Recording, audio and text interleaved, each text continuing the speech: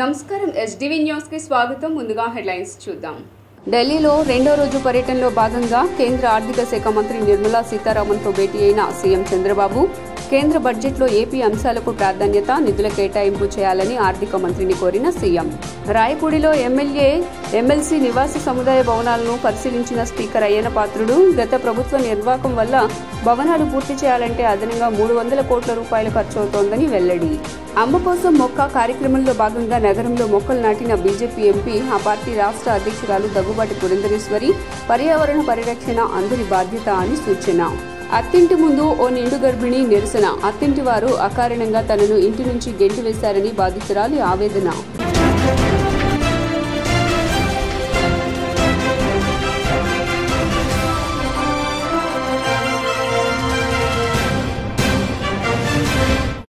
ఇక డీటెయిల్స్ చూస్తే, ఢిల్లీలో రెండో రోజు పర్యటనలో భాగంగా ఏపీ సీఎం చంద్రబాబు నాయుడు వరుస భేటీలతో బిజీగా ఉన్నారు. కాసేపటి క్రితమే కేంద్ర ఆర్థిక మంత్రి నిర్మలా సీతారామన్ను చంద్రబాబు కలిశారు. బాబుతో పాటు రామ్మోహన్ నాయుడు, పెమ్మసాని, ఏపీ ఆర్థిక మంత్రి పయ్యావుల కేశవ్, టీడీపీ ఎంపీలు, chief secretary Neerabh Kumar Prasad, AP finance secretary Piyush Kumar కేంద్ర మంత్రితో భేటీ అయ్యారు. కేంద్ర బడ్జెట్లో ఏపీ అంశాలకు ప్రాధాన్యత, నిధులు కేటాయింపు చేయాలని ఆర్థిక మంత్రిని ఏపీ ముఖ్యమంత్రి కోరారు. అంతకుముందు నీతి ఆయోగ్ సీఈఓ బీవీఆర్ సుబ్రహ్మణ్యంను చంద్రబాబు కలిశారు. కేంద్ర మంత్రి నిర్మలా సీతారామన్తో భేటీ అనంతరం కేంద్ర ఆరోగ్య శాఖ మంత్రి జేపీ నడ్డాతో ఆయన సమావేశమవుతారు.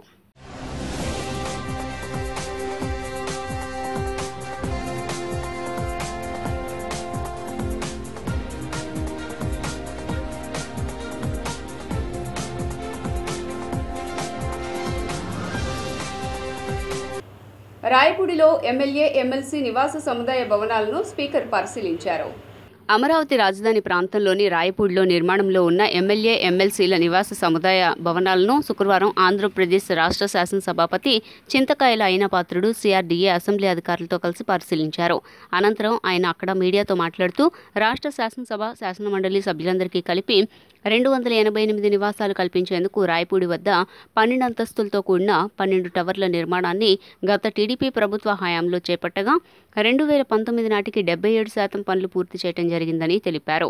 అయితే గత ప్రభుత్వం అమరావతి రాజధాని నిర్మాణ పనులను నిలిపివేసి నిర్లక్ష్యం చేయడంతో నిర్మాణాలన్నీ ఎక్కడికక్కడే నిలిచిపోవటం జరిగిందని తెలిపారు.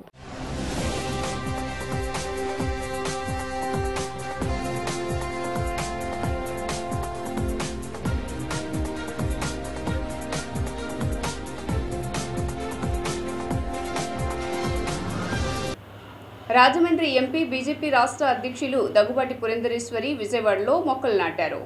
అనంతరం మీడియాతో మాట్లాడుతూ పార్టీని బలోపేతం చేయడంపై దృష్టి సారించామన్నారు. సమాజంలో ఉండే అన్ని అంశాలపై కూడా బీజేపీ ఏకాగ్రత పెట్టిందని వెల్లడించారు. దేశంలో వర్షం, అతివృష్టి, అనావృష్టిగా ఉందని, ఢిల్లీలో ఇటీవలే 53 డిగ్రీల వరకు ఉష్ణోగ్రతలు చేరాయని తెలిపారు. శ్యామప్రసాద్ ముఖర్జీ వర్ధంతి సందర్భంగా జూన్ 23 నుండి జూలై 6 వరకు మొక్కలు నాటాలని జాతీయ స్థాయి పార్టీ నిర్ణయం తీసుకుందన్నారు. ప్రకృతిని తల్లిగా భావిస్తామని, అందుకే అమ్మ కోసం మొక్క అనే పేరుతో జాతీయ స్థాయిలో ఈ కార్యక్రమాన్ని నిర్వహిస్తున్నట్లు తెలియజేశారు. అద్భుతమైనటువంటి ఫలితాలు కూడా దేశంలో, రాష్ట్రంలో కూడా ప్రజలు భారతీయ జనతా పార్టీకి, అదేవిధంగా ఎన్డీఏ కూటమికి అందించడం జరిగింది. ఆ తదుపరి వెంటనే ఈ విశ్లేషణ, అంటే ఏదైతే రాజకీయాలు మొన్న జరిగినటువంటి ఎన్నికల్లో ఫలితాల మీద విశ్లేషణ ప్రతి పార్టీ కూడా నిర్వహించుకోవడం జరిగింది.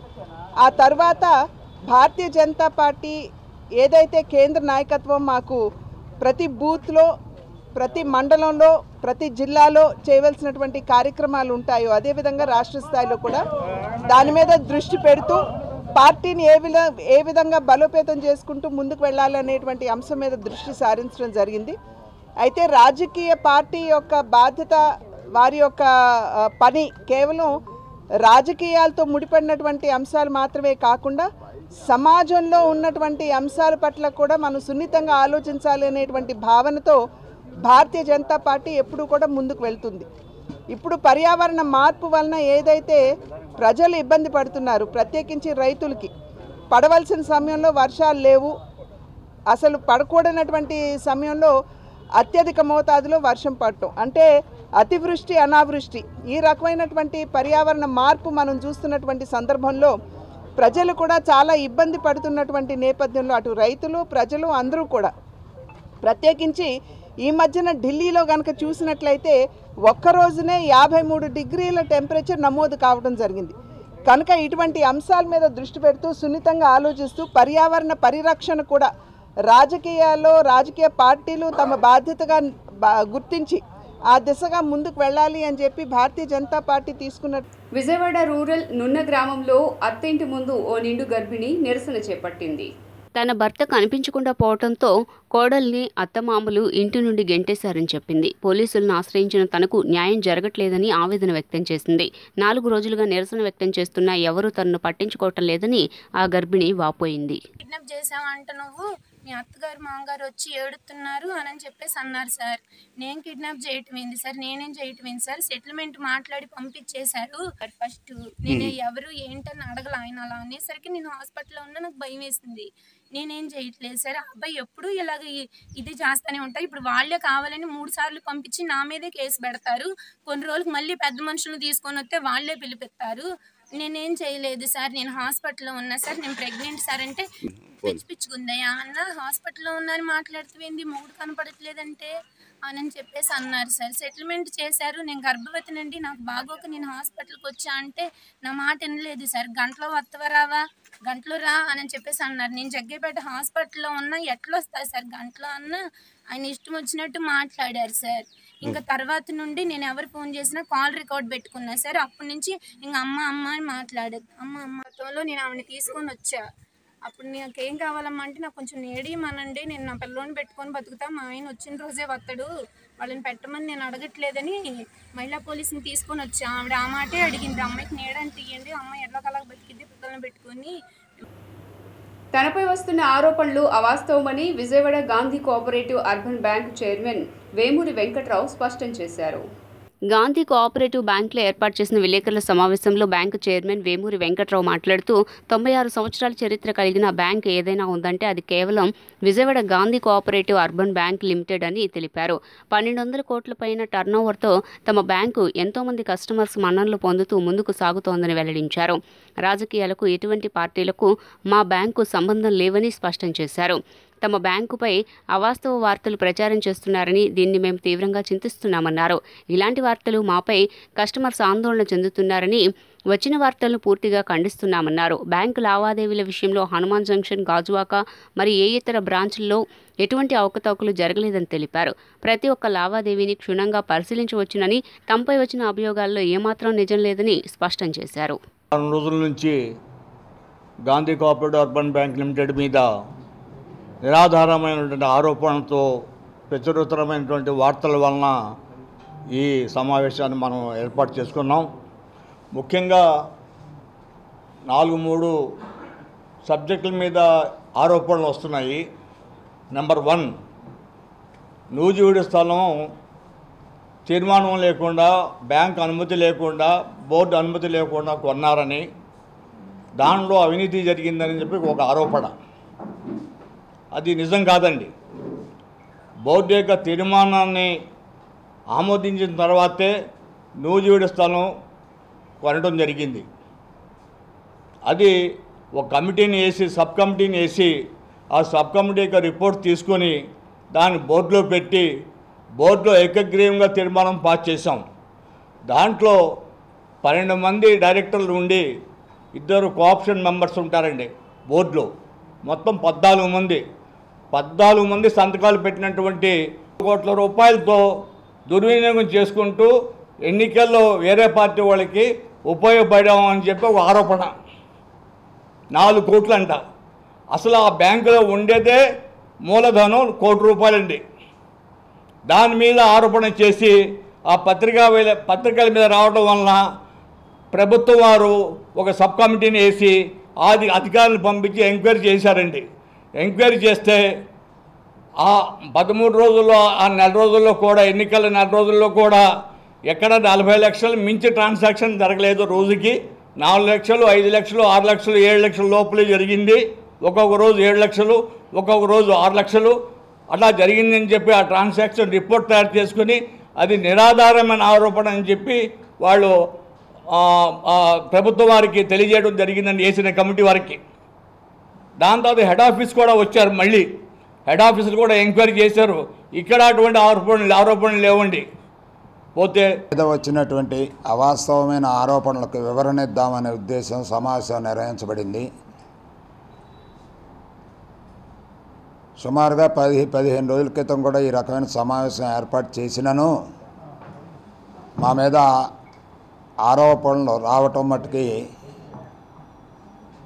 కొన్ని పత్రికల్లో కానీ ఏదైనా కానీ రావటం జరుగుతుంది.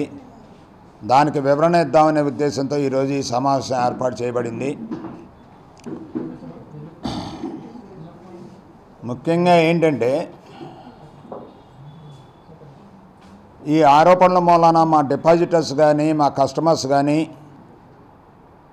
ఆందోళనతో వారి డిపాజిట్ల గురించి కలత చెందుతూ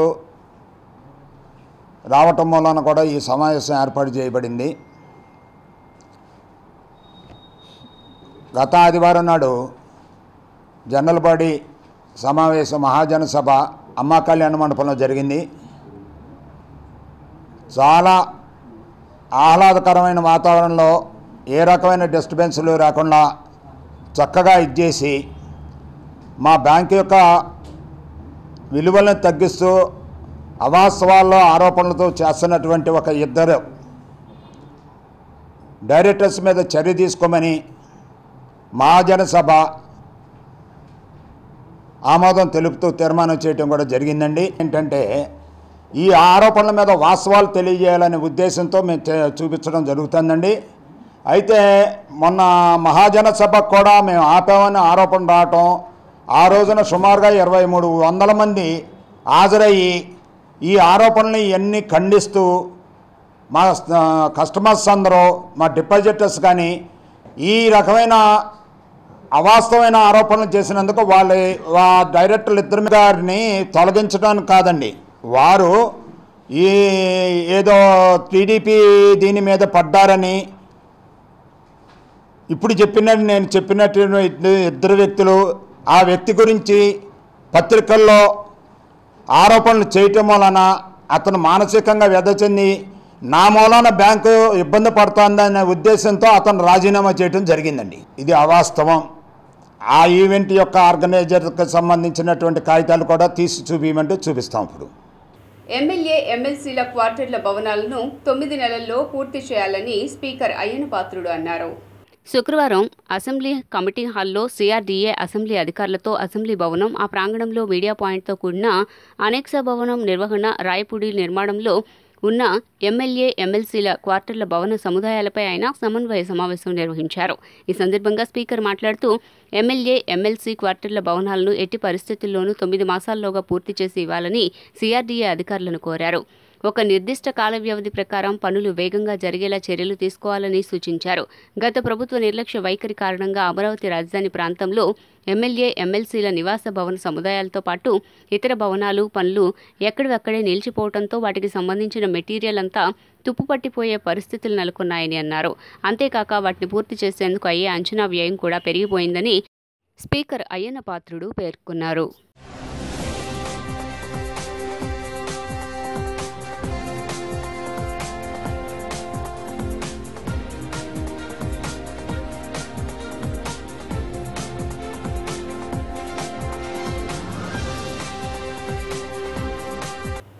ప్రపంచ దేశాలు ఏపీ వైపు చూసే విధంగా రాష్ట్రాన్ని శరవేగంగా అభివృద్ధి పదంలో నడిపించే వ్యక్తి చంద్రబాబు అని టీడీపీ రాష్ట్ర నాయకులు మాదిగాని గురునాథం, మాజీ కార్పొరేటర్ నరసింహ చౌదరి అన్నారు. ముఖ్యంగా నారా చంద్రబాబు నాయుడు అధికారం చేపట్టి 4 రోజులు కూడా పూర్తి కాకముందే కేంద్రంలో ఉన్న ఎన్డీఏ ప్రభుత్వంతో ఆంధ్రప్రదేశ్ రాష్ట్రానికి outer ring road, NTR university దగ్గర నుండి నిడమనూరు వరకు ఫ్లైఓవర్ను శాంక్షన్ చేయటం తెలిసిన విషయమే. ఈ సందర్భంగా ఎన్టీఆర్ జిల్లా ఆటోనగర్ జిల్లా పార్టీ కార్యాలయం నందు ముఖ్యమంత్రి నారా చంద్రబాబు నాయుడు, పార్లమెంట్ సభ్యులు కేశినేని శివనాథ్ చిత్రపటాలకు తెలుగుదేశం పార్టీ నాయకులు పాలాభిషేకం చేశారు. ఈ సందర్భంగా తెలుగుదేశం పార్టీ రాష్ట్ర నాయకులు మాదిగాని గురునాథం, మాజీ కార్పొరేటర్ నరసింహ చౌదరి మాట్లాడుతూ ముఖ్యమంత్రి నారా చంద్రబాబు నాయుడు అధికారం చేపట్టి 4 రోజులు కాకముందే కేంద్రంలో ఉన్న ఎన్డీఏ ప్రభుత్వంతో చర్చలు జరిపి ఆంధ్ర రాష్ట్రానికి మొట్టమొదటిగా తూర్పు outer ring road NTR university దగ్గర నుండి నిర్మాణం వరకు ఫ్లైఓవర్ శాంక్షన్ చేయటం శుభపరిణామమన్నారు. అలాగే పశ్చిమ రింగ్ రోడ్డు నిర్మాణానికి కనెక్టివిటీగా రహదారి కోసం రివ్యూ చేయటం జరిగిందని, అమరావతి రాజధానికి కనెక్టివిటీ ఈ నిర్మాణాలు జరుగుతున్నాయన్నారు. ఈరోజు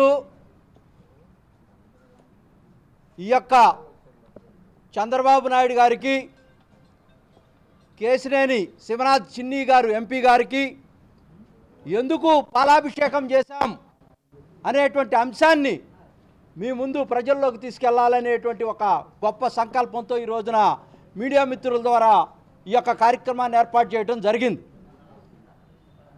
కేవలం పట్టుమని 10 రోజులు కూడా కాల ప్రమాణ స్వీకారం చేసి మన కేశినేని చిన్ని గారు ఈ ప్రాంతంలో అద్భుతమైనటువంటి చంద్రబాబు నాయుడు గారి యొక్క నాయకత్వంలో విజనరీ ఈ రాష్ట్రంలో భారతదేశ చరిత్రలో 20,000 కోట్ల రూపాయల యొక్క సంబంధించినటువంటి ఔటర్ రింగ్ రోడ్ అమరావతికి కనెక్ట్ అవుతూ, అదేవిధంగా విజయవాడలో తూర్పు బైపాస్కు సంబంధించినటువంటి డిపిఆర్లు తయారు చేయడం కోసం, అదేవిధంగా హెల్త్ యూనివర్సిటీ దగ్గర నుంచి నిడమానూరు దాకా ట్రాఫిక్ని డైవర్ట్ చేయడం కోసం, ఒక ఫ్లైఓవర్ నిర్మాణం చేయడం కోసం నిన్న గడ్కరీ గారితో ఢిల్లీలో శరవేగంగా ముందుకు వెళ్ళి ఉర్రూ తొలగించి అవన్నీ కూడా గ్రీన్ సిగ్నల్ ఇప్పించి త్వరలోనే టెండర్లు పిలిచే విధంగా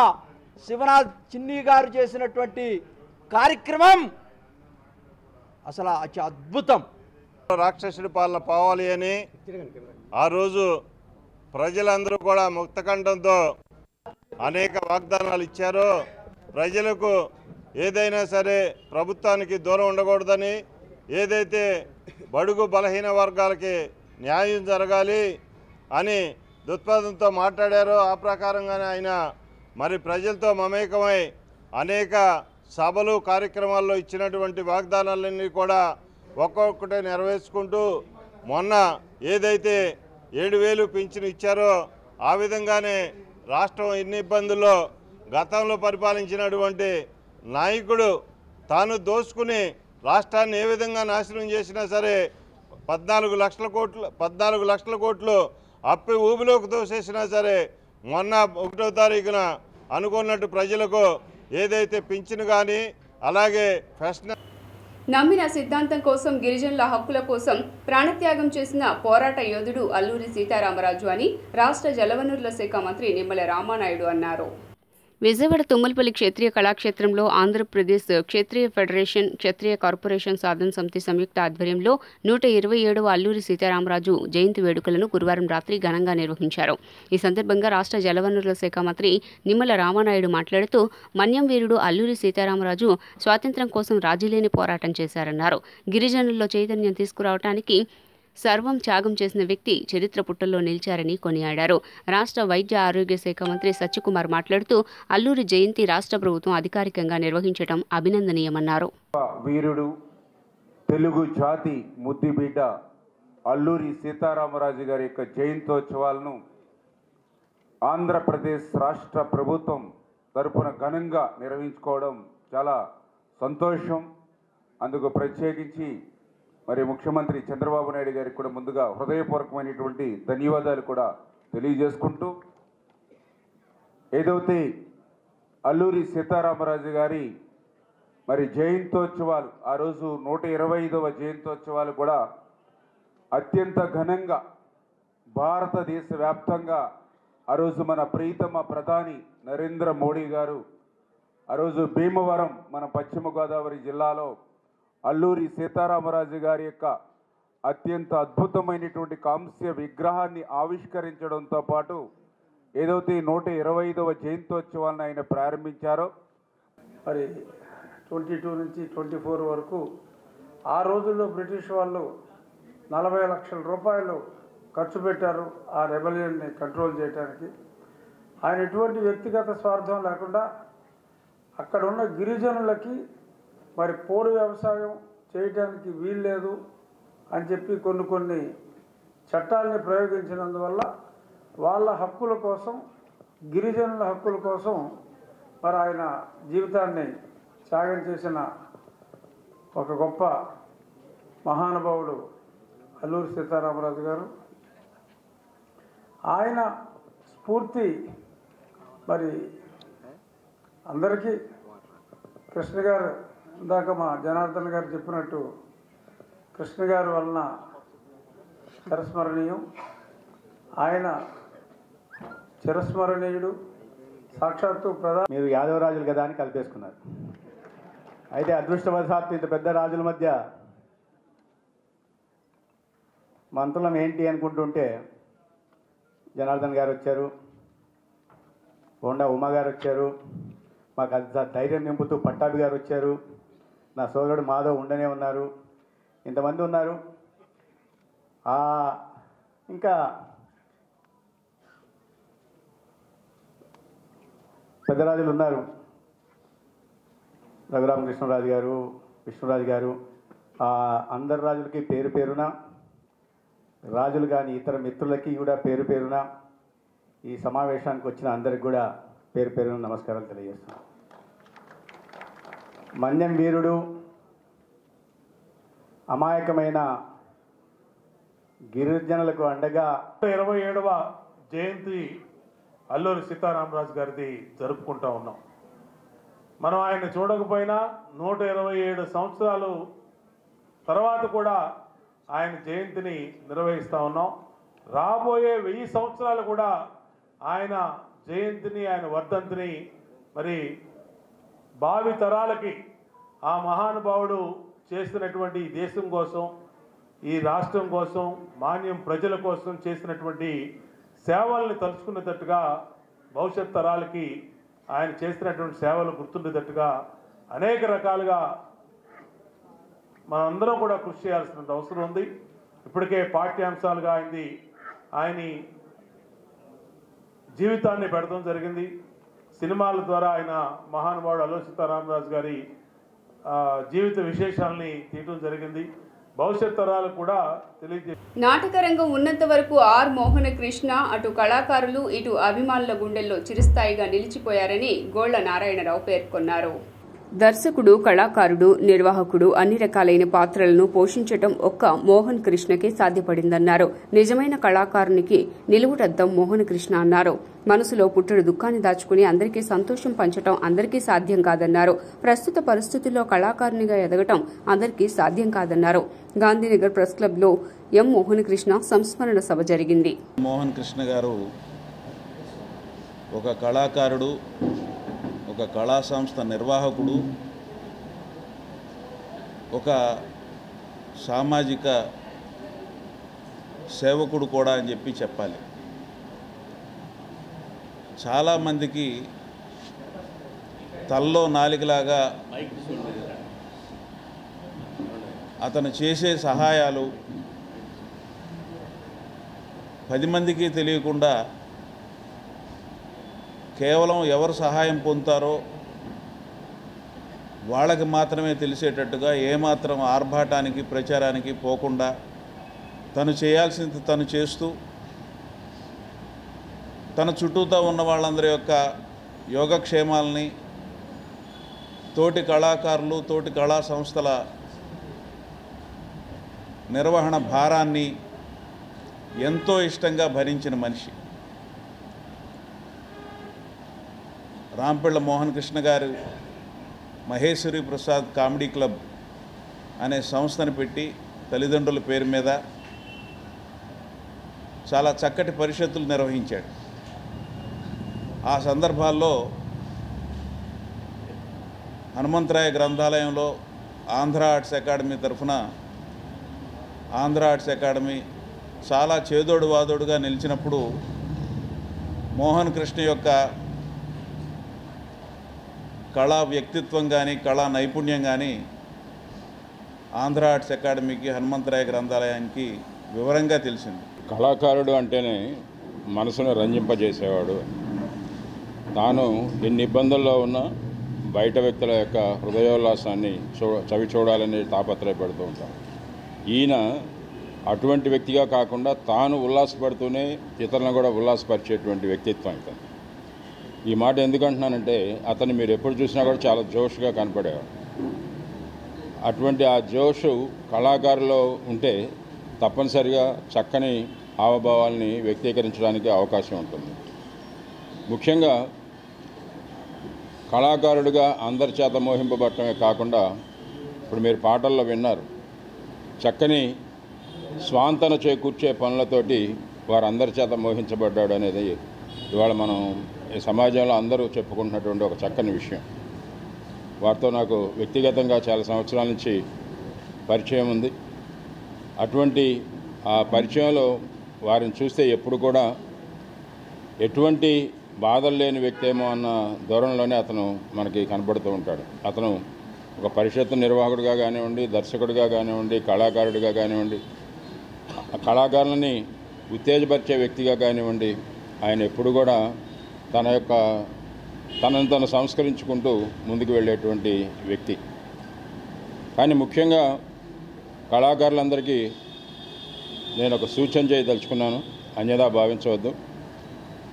మనం కళల మీద దృష్టి పెట్టవచ్చు, కళలలో నైపుణ్యాన్ని సాధించవచ్చు, కళాకారుడిగా బాగా ఎదగవచ్చు. కానీ ఎటువంటి వ్యసనాలకి లోను కాకుండా ఒక క్రమశిక్షణాయుతమైనటువంటి జీవితంతో కళాకారుడిగా కనుక ఎదిగితే వంగవీటి మోహనరంగ ఆశయాల సాధనకు ప్రతి ఒక్కరూ కృషి చేయాలని ఎమ్మెల్యేలు గద్దె రామ్మోహన్ రావు, యార్లగడ్డ వెంకట్రావులు కొనియాడారు.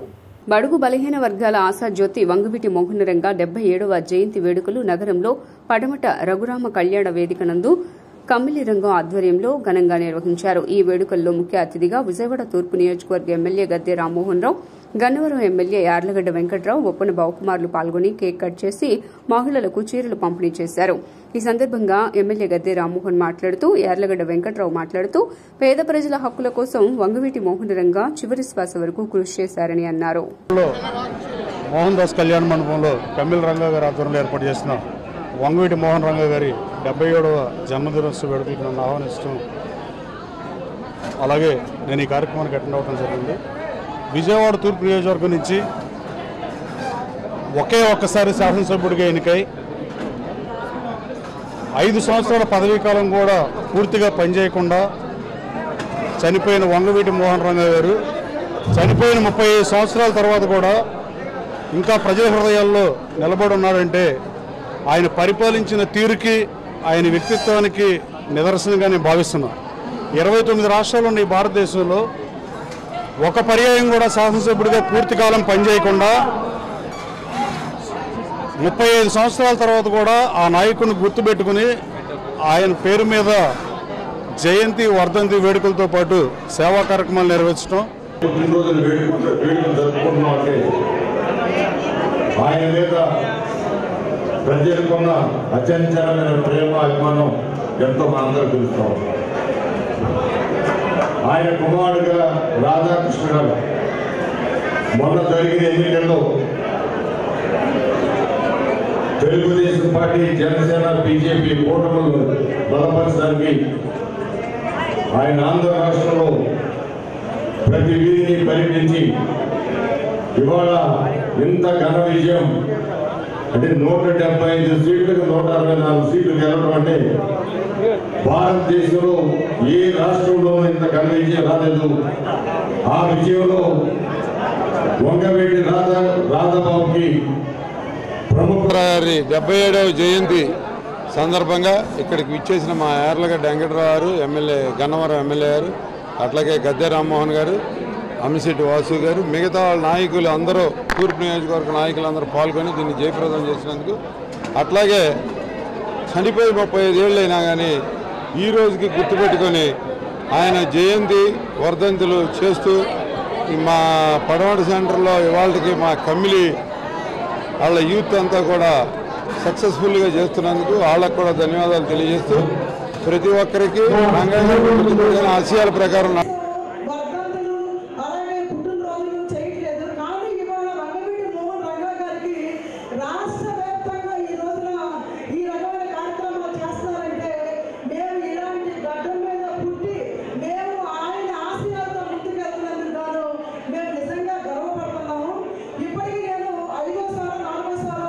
ఈ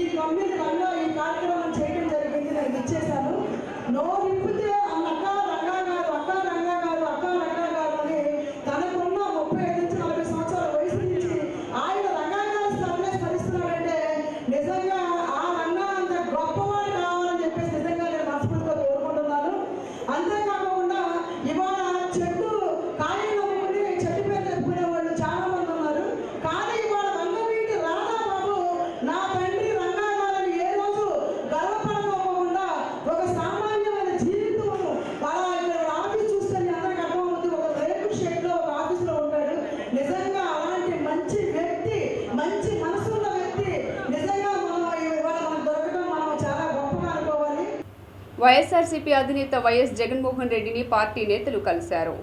వైఎస్ జగన్ ని కలిసిన వారిలో మాజీ మంత్రి ముద్రగడ పద్మనాభం, మాజీ ఎమ్మెల్యే కాసు మహేష్ రెడ్డి సహా పలువురు నేతలు ఉన్నారు. పలు అంశాలపై చర్చించారు. భవిష్యత్ కార్యాచరణపై వైఎస్ జగన్ దిశానిర్దేశం చేశారు. షెడ్యూల్ ప్రకారం శనివారం ఉదయం తాడేపల్లి నుంచి వైఎస్ జగన్ తన పర్యటనకు బయలుదేరతారు. తొలుత గన్నవరం నుంచి కడప ఎయిర్పోర్టుకు చేరుకుని అక్కడి నుంచి రోడ్డు మార్గంలో పులివెందులు వెళ్తారు. ఈ నెల 8వ తేదీన మహానేత వైఎస్ రాజశేఖర రెడ్డి 75వ జయంతి వేడుకల కార్యక్రమం ఘనంగా నిర్వహించాలని వైఎస్ఆర్సీపీ నిర్ణయించిన విషయం తెలిసిందే.